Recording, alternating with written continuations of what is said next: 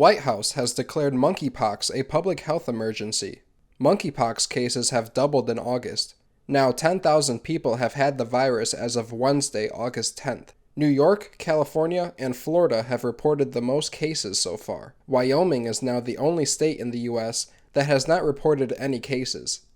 T-pox was considered an experimental treatment. It was approved by the FDA to treat smallpox, a virus in the same family. However, the FDA has recently authorized the emergency use of a new monkeypox vaccine that will increase the overall vaccine supply.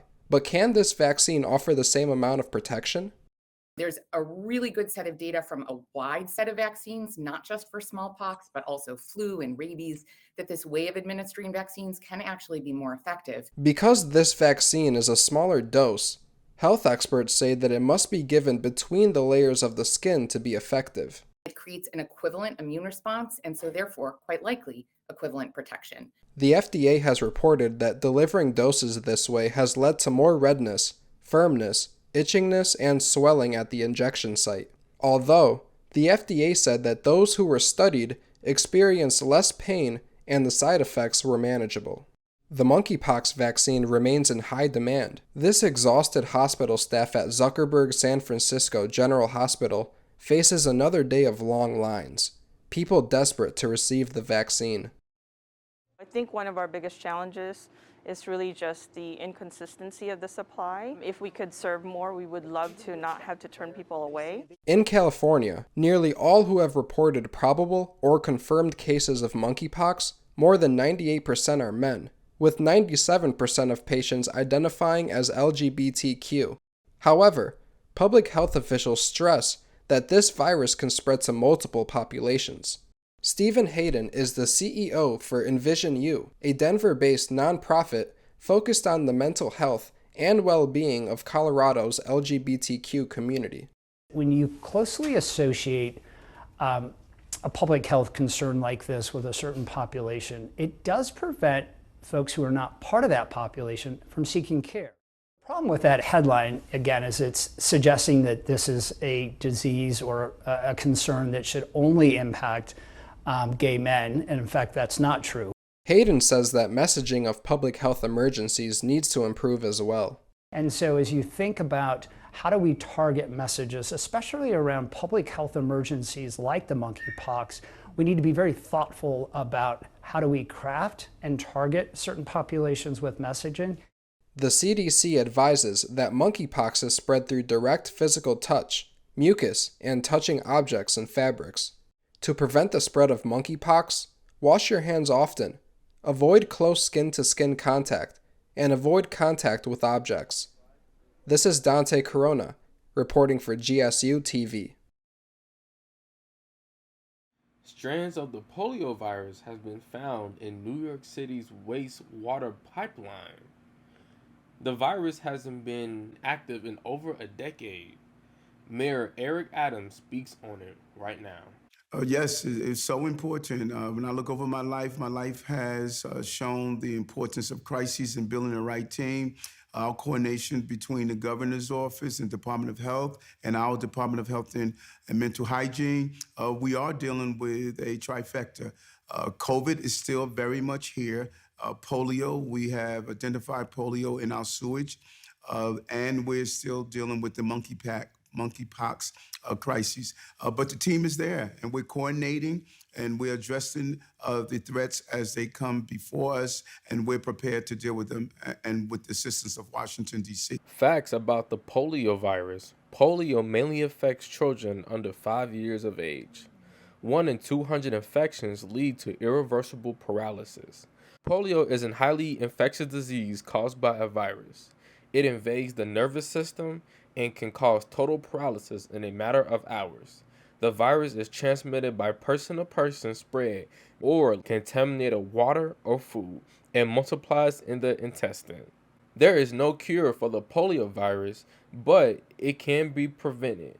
Polio vaccine given multiple times can protect a child for life. Polio cases have decreased over 99% since 1988.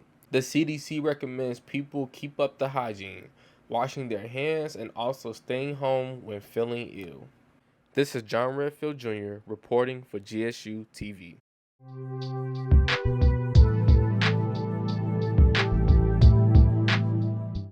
Welcome to GSU TV.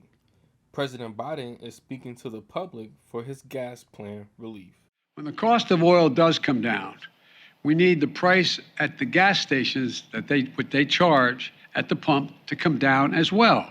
For example, in the last 2 weeks, the price of oil has fallen by more than $10 a barrel. Normally, this would reduce the cost at the pump about 25 cents a gallon. Biden is trying to suspend federal gas tax for 90 days and suspend state tax as well, so oil is more affordable for the American people. If the federal gas tax is suspended, people will save at least $2.70 per 15 gallons at the pump. That is a lot of relief, but there is little optimism that bill will get passed. In order for this to pass in the Senate, Republicans will have to come on board and vote yes, which more than likely won't happen. Yet, so far, gas stations have only reduced prices by a few cents a gallon. Some haven't reduced prices at all. I've heard plenty of explanations from companies and economists about why it normally takes time for these price reductions to reach the consumer. I might note that when the price of a barrel of oil goes up, it doesn't take much time for the price at the pump to go up. So let's be honest with one another. My message is simple. To the companies running gas stations and setting those prices at the pump, this is a time of war, global peril, Ukraine. These are not normal times. Bring down the price you are charging at the pump to reflect the cost you are paying for the product. Do it now. Do it today. Your customers, the American people, they need relief now. But gas has been going down a little at a time. This is John Redfield Jr. reporting for GSU TV.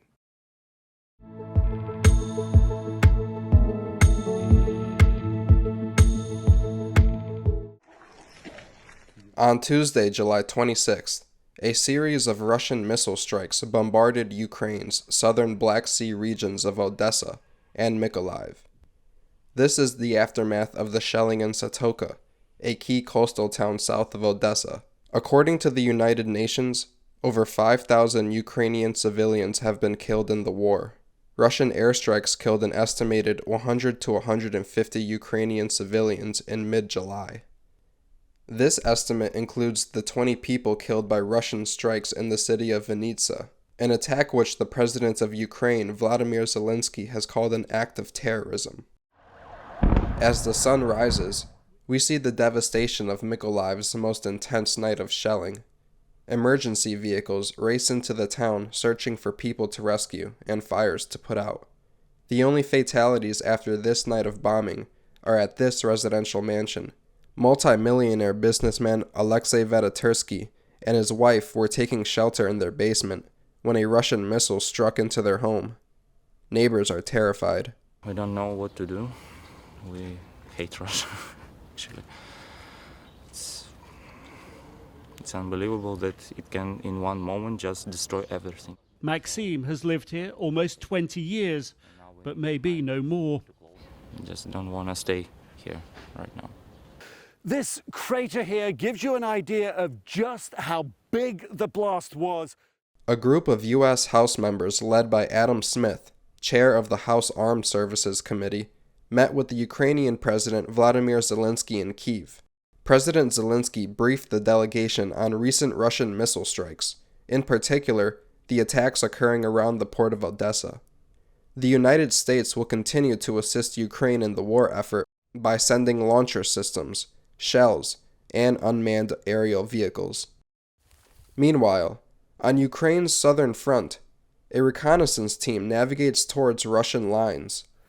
We're walking through the trees because they're afraid that we might be spotted from above by Russian drones. A hidden drone team operates at the front line. Their mission is to find Russian forces and call in artillery strikes. The drone operator is a 24-year-old former news cameraman. You're looking at the Russians, but they can be looking at you when you're in the field. Yeah.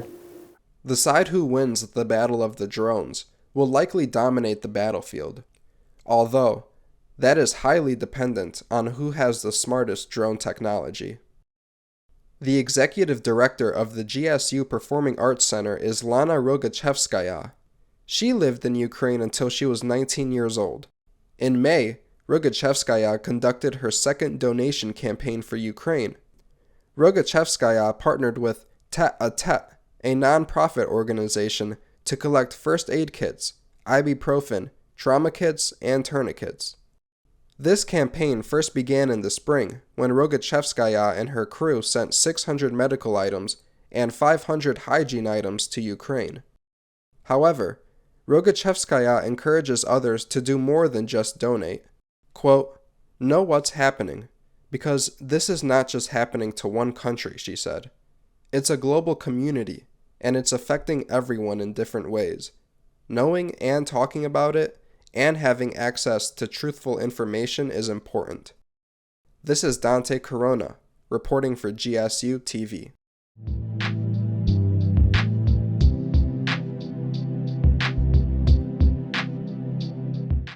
President Green has a new right-hand woman, and her name is Dr. Janelle Crowley.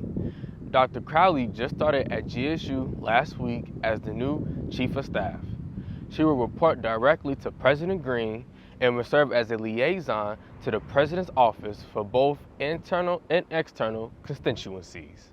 Well, good afternoon. My name is Dr. Janelle Crowley, and this is my third week with Governor State University, but I've been asked to share a little bit about my background and my interest in becoming a doctor and how things have gone since I've been here at GSU. But my background, I'm originally from a small community in Iowa. I come from a long line of a farming family, and we transitioned to Galena, Illinois. Some of you may know that historical community, very small school. And then I went to the University of Wisconsin, transitioned to Columbia College, subsequently earned both of my masters with Webster University, and took a break from education because I was raising a family, working full-time, and going to school, and took a bit of a break, and I was pretty much a non-traditional student most of my career. And then I decided that I would go back for my doctorate. And I also have been very fortunate, and I have met Dr. Green in my past, and we crossed paths and we did some excellent work together. And to have an opportunity to work with someone who is visionary, someone who is engaging, someone who truly cares about students and their success, someone who supports inclusivity, diversity.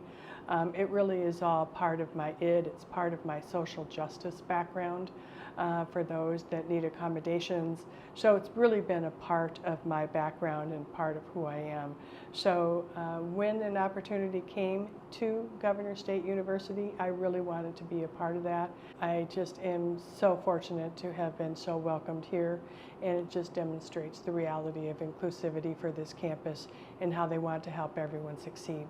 So that's why I came to Governor State University. Dr. Crowley's journey before GSU is astronomical and speaks for itself. She will help GSU grow as a community and as a college itself. This is John Redfield Jr. reporting for GSU TV. Welcome to GSU TV. Black Student Union is back and running better than ever. Black Student Union offers a lot to students who want to be a part of the culture and who want to network with others.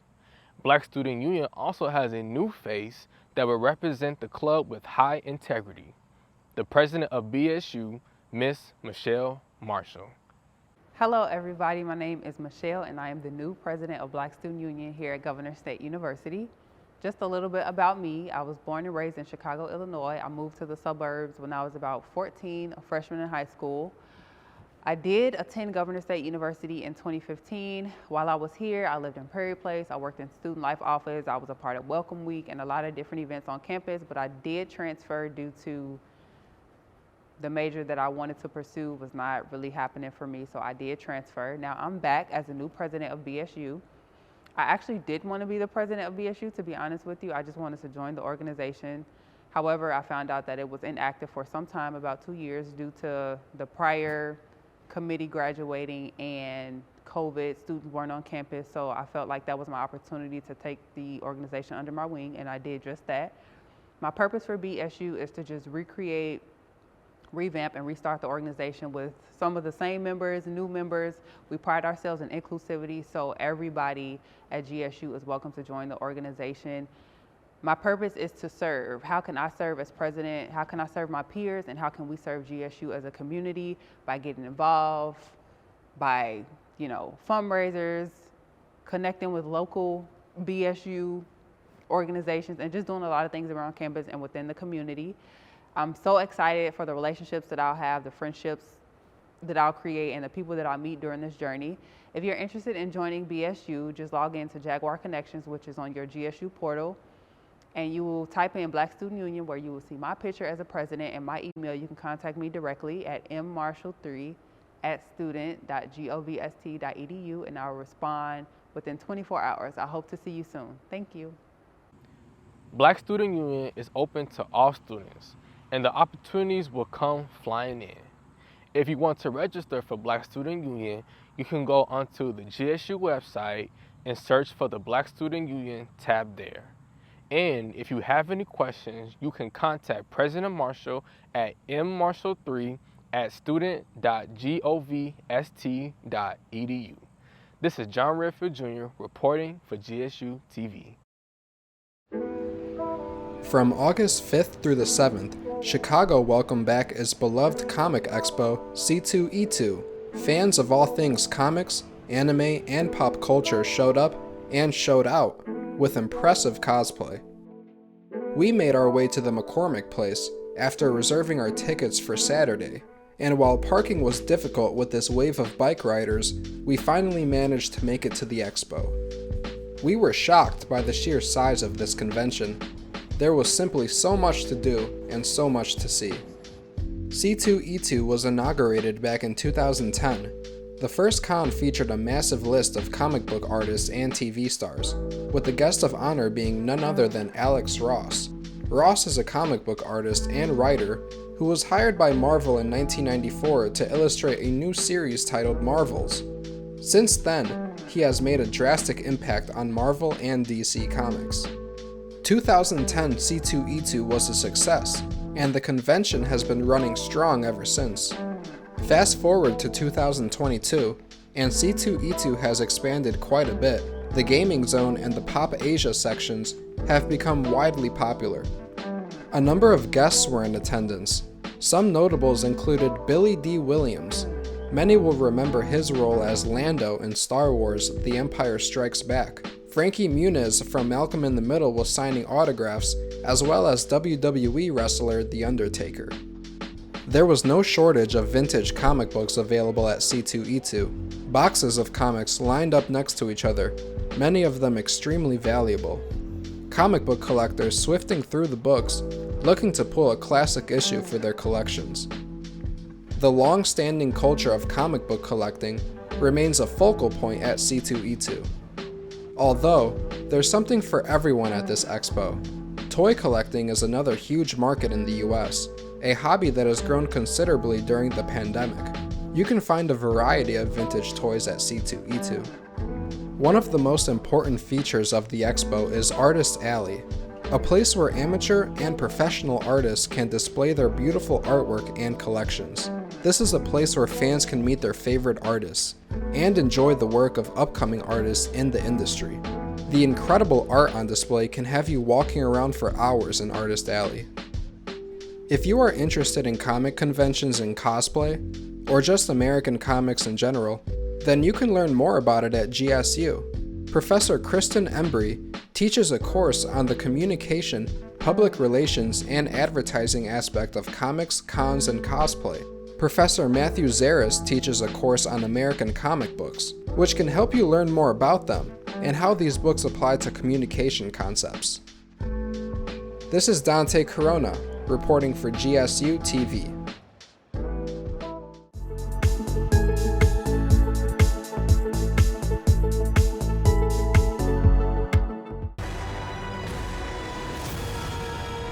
Welcome to Hollywood Buzz. On this brand new segment, we're going to be covering the hottest new movies in America, like Brad Pitt's new action comedy Bullet Train. We'll also discuss emerging rumors and headlines within the entertainment industry. So without further ado, let's take a look at which movies have taken over the US box office in August. What am I snatching and or grabbing? A briefcase. You said you wanted simple for your first job back. Doesn't get simpler. This simple job turns extremely complicated and deadly for Brad Pitt in Bullet Train. I'm not the only one on this train looking for this case.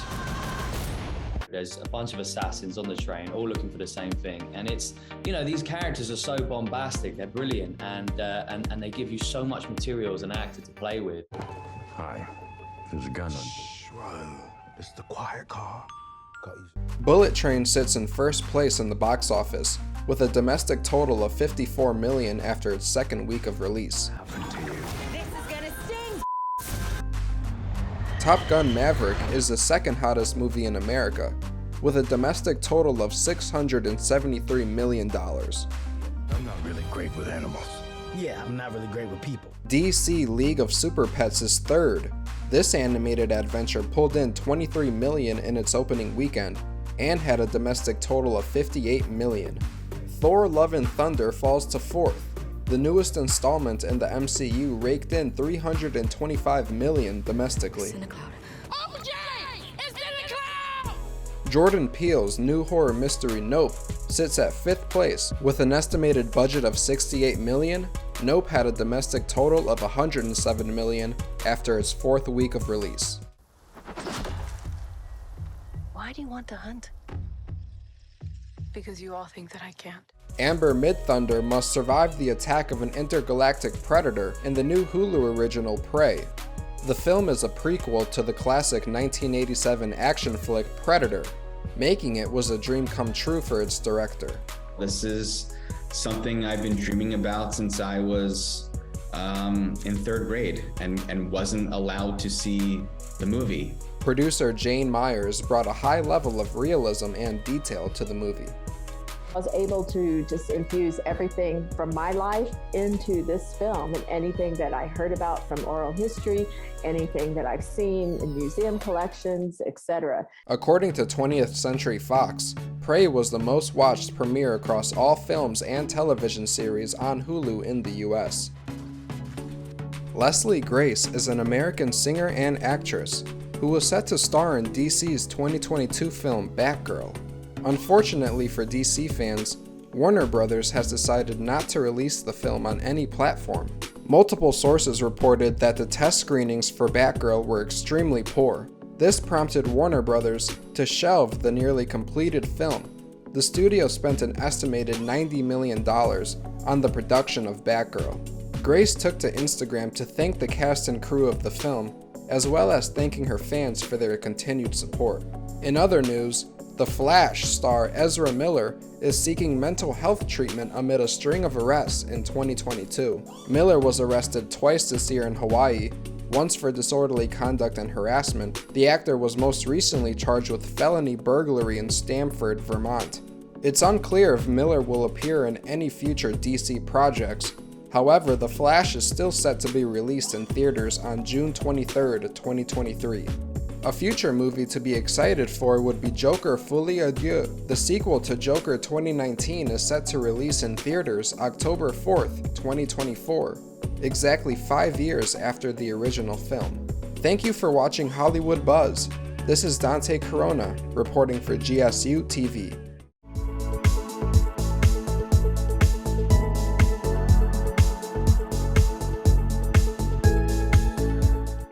The NFL season starts soon, and football fans cannot wait to see their hometown team or favorite team go to the promised land. The NFL preseason is on right now, but within the next 2 weeks, the regular season will begin on September 8th as the Buffalo Bills will travel to Los Angeles to face the defending champs, the Los Angeles Rams. But into other news around the NFL, Cleveland Browns quarterback Deshaun Watson will face an 11-game suspension and will be fined $5 million for the lawsuit that was faced against him filed by 26 different women about sexual assault that was happening while he was still on the Houston Texans.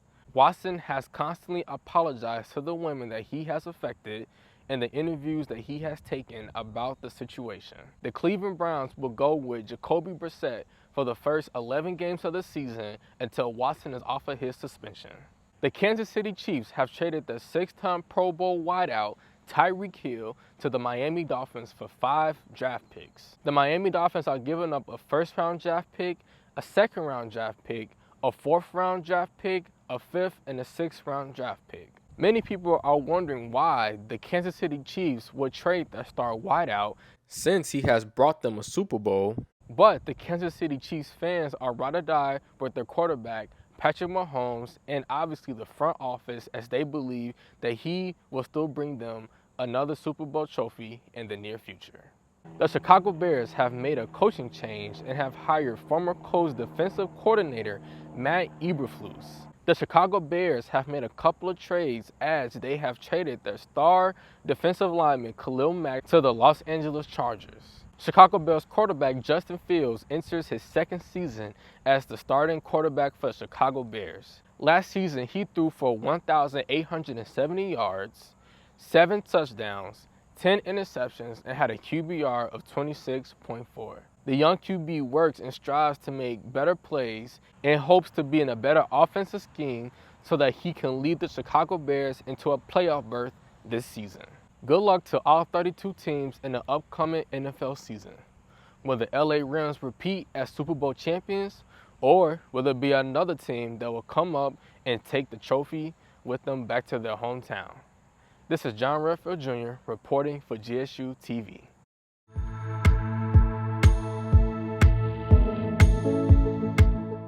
Bill Russell, the cornerstone of the Boston Celtics dynasty that won 8 straight titles and 11 overall during his career, died July 31st, 2022. The Hall of Fame center was 88 years old. Russell was respected and acknowledged around the entire NBA circle. Some of the people who he played against and some of the people who look up to him now all have stories about the legend.